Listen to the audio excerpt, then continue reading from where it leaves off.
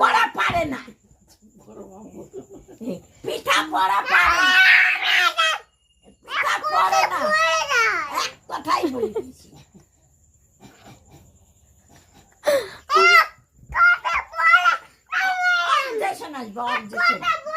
ওকে বলা হয়েছিল যে কি যেন বললাম, ও স্কুলে গেলে অবজেকশন আসবে।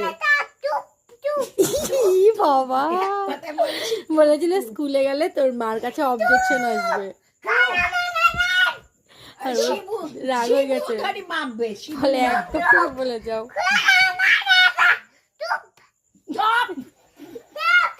শিবু মাপবে,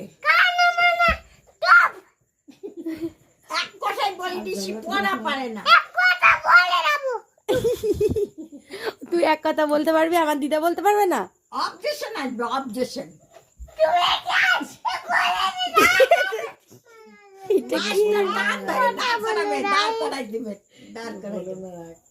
এটা কি ভাই?